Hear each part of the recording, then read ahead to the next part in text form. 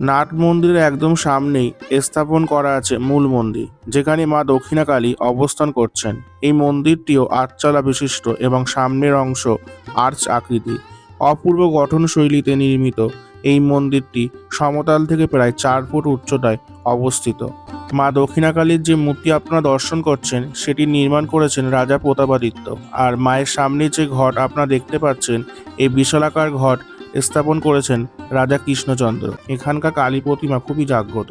কালী পুজোর দিন এখানে ভিড় জমান দর্শনার্থীরা। পুজোয় দেওয়া হয় বিশেষ ভোগ। এখানে মা পূজিত হন দক্ষিণাকালী রূপে।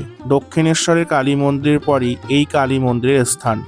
আপনারা ফল, মিষ্টি, দ্রব্যাদি, ধূপবাতি দিয়ে নাম গোত্র সহকারে পুজো দিতে পারবেন। নমস্কার বন্ধুরা, আজকের একটা নতুন ভিডিওতে সকলকে স্বাগত জানাই। আশা করছি আপনারা সবাই ভালোই আছেন, আর আমিও খুব ভালো আছি। আজকের ভিডিও থাম্বনেল দেখে আপনারা বুঝতেই পেরেছেন যে আজকে আমি কোথায় এসেছি। হ্যাঁ, আপনারা একদম ঠিকই বুঝেছেন বন্ধুরা। আজকে আমি এসেছি প্রায় 500 বছরেরও বেশি পুরানো, অলৌকিক ঘটনার দ্বারা সমৃদ্ধ এবং খুবই জাগ্রতময় বসিরহাটের সংগ্রামপুরের দক্ষিণা কালী মন্দিরে। এই কালী মন্দিরে কিভাবে আসবেন, কখন আসবেন, পূজা কখন হয়, মন্দির খোলা এবং বন্ধের সময়, ভোগ প্রসাদ, সমস্ত কিছু তথ্য নিয়ে থাকছে আজকের এই ভিডিও। তাই বন্ধুদের কাছে অনুরোধ, ভিডিওটি স্কিপ না করে সম্পূর্ণ দেখবেন। আশা করছি ভালো লাগবে। তাহলে চলুন বন্ধুরা, শুরু করা যাক আজকের এই ভিডিও।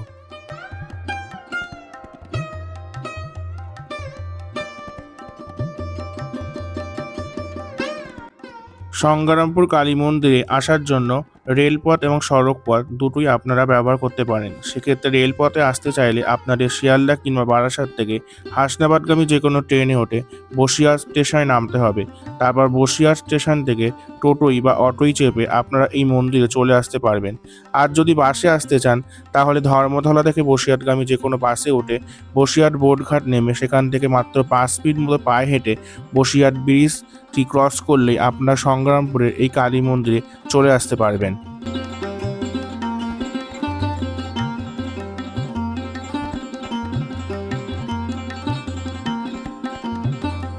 এটি হলো মন্দিরের বাইরের দৃশ্য। পাঁচিল দিয়ে ঘেরা পুরো মন্দিরটা।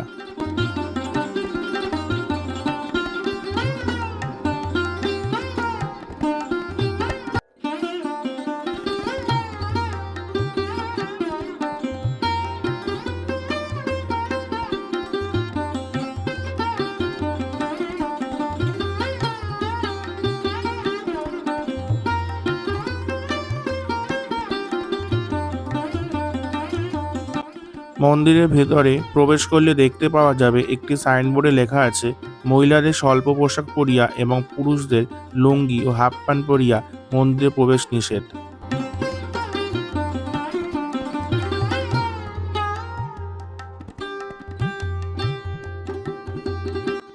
মন্দির প্রাঙ্গণের এই অশ্বত্থ গাছের তলায় বহু দেবদেবীর মূর্তি রাখা আছে। এখানকার স্থানীয় মানুষরা বাড়িতে পূজা হয়ে গেলে দেবদেবীর মূর্তিগুলি এই গাছের তলায় বসিয়ে দিয়ে যান।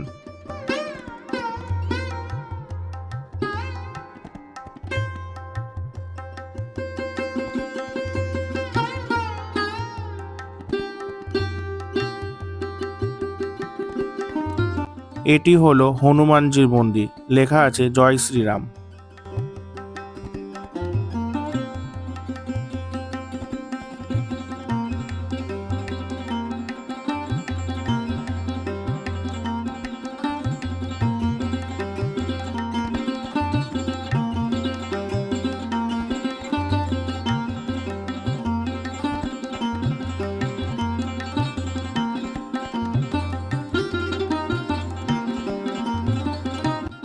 এখানে পরমহংস শ্রী শ্রী রামকৃষ্ণ দেবের মূর্তিও আছে।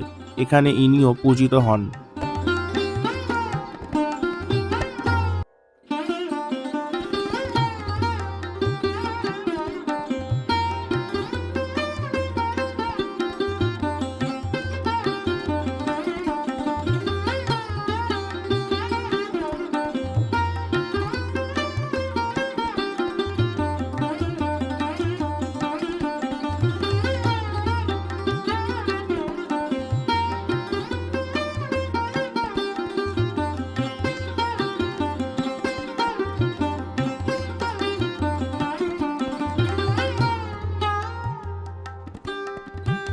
ভিডিওতে এখন যেটা আপনারা দেখছেন সেটা হলো নাট মন্দির। মূল মন্দিরের একদম সামনেই অবস্থিত এটি।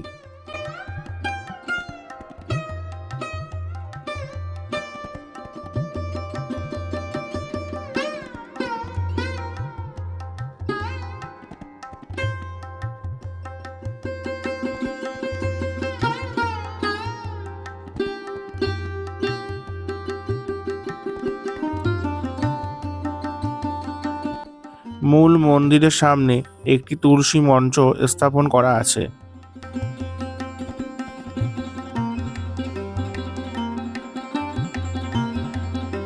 মূল মন্দিরের সামনেই এইখানে ধূপবাতি প্রজ্বলনের পৃথক ব্যবস্থাও আছে।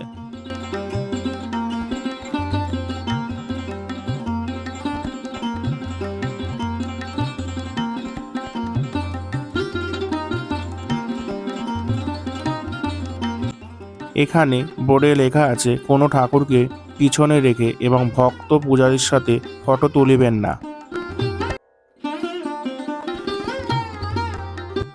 পাশে সাইনবোর্ডে লেখা আছে নাট মন্দিরে শুধুমাত্র ধর্ম নিয়ে আলোচনা করুন এবং মোবাইল বন্ধ রাখুন।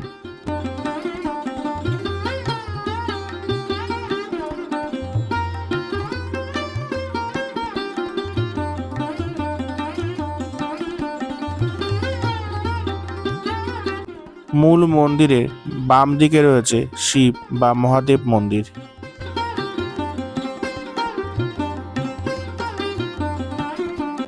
শিব মন্দিরে সামনেই আছে বাবা নন্দী মহারাজের একটি মন্দির।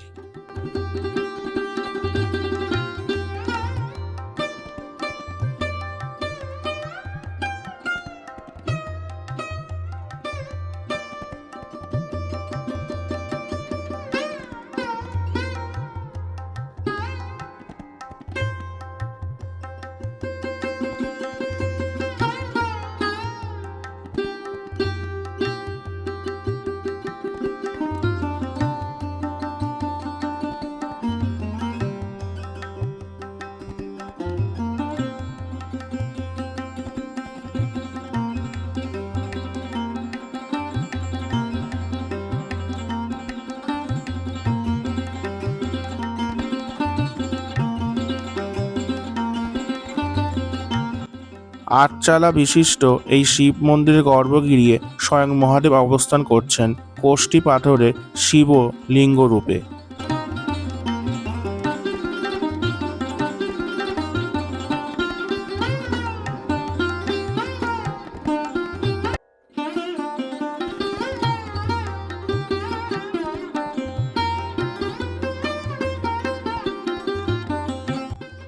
শিব মন্দিরের সামনে এই জায়গায় ধূপবাতি প্রজ্বলনের ব্যবস্থাও আছে।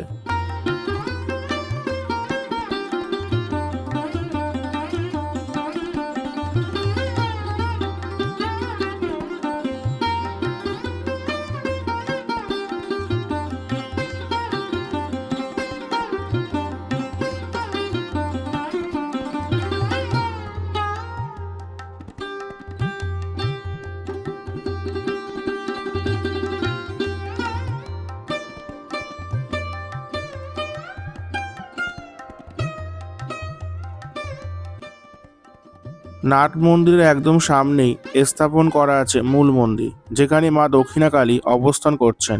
এই মন্দিরটিও আটচালা বিশিষ্ট এবং সামনের অংশ আর্চ আকৃতি। অপূর্ব গঠনশৈলীতে নির্মিত এই মন্দিরটি সমতল থেকে প্রায় 4 ফুট উচ্চতায় অবস্থিত।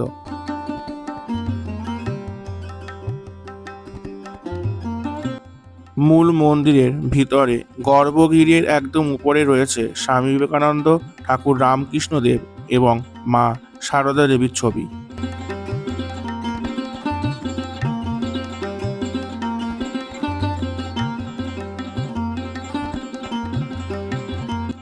জনশ্রুতি আছে মা দক্ষিণাকালীর যে মূর্তি আপনারা দর্শন করছেন সেটি নির্মাণ করেছেন রাজা প্রতাপাদিত্য, আর মায়ের সামনে যে ঘট আপনারা দেখতে পাচ্ছেন এই বিশালাকার ঘট স্থাপন করেছেন রাজা কৃষ্ণচন্দ্র। মা দক্ষিণাকালী ছাড়াও মন্দিরে রয়েছেন বাবা মহাদেব এবং মা শীতলা।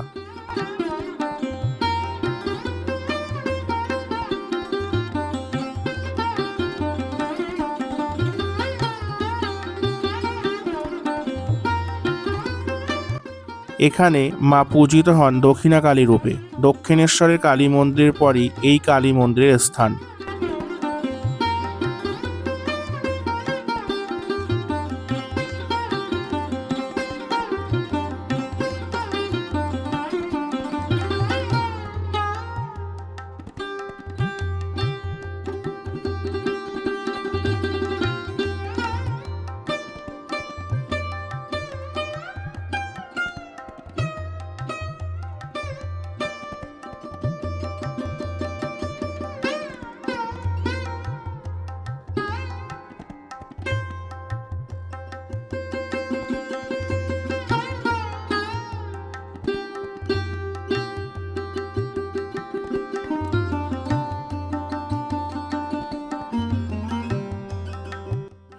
একটা সময় এই মন্দির ছিল জঙ্গলে ঘেরা। এই মন্দিরে কান পাতলেই শোনা যায় ইতিহাসের গল্প।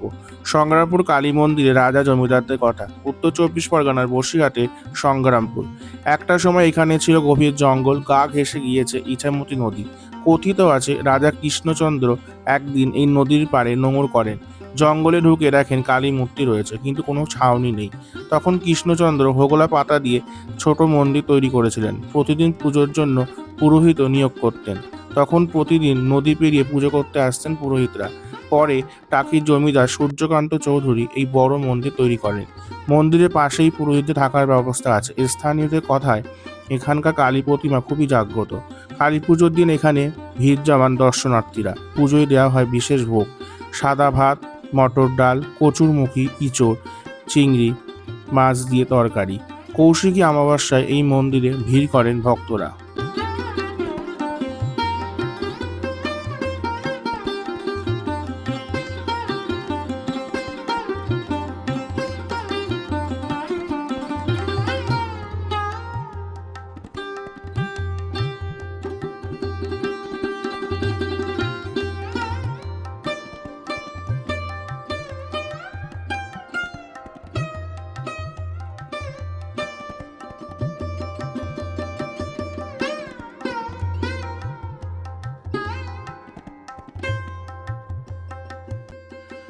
মন্দির খোলা থাকে সকাল থেকে সন্ধ্যা পর্যন্ত। পূজা দেওয়ার সময় সকাল 11টার পর।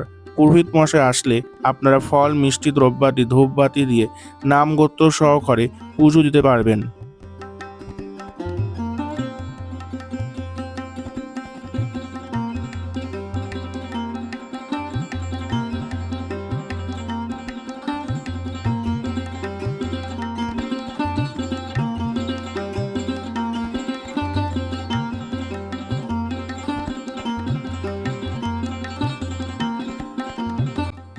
এই মন্দিরে বিনামূল্যে ভোগ প্রসাদের ব্যবস্থা আছে।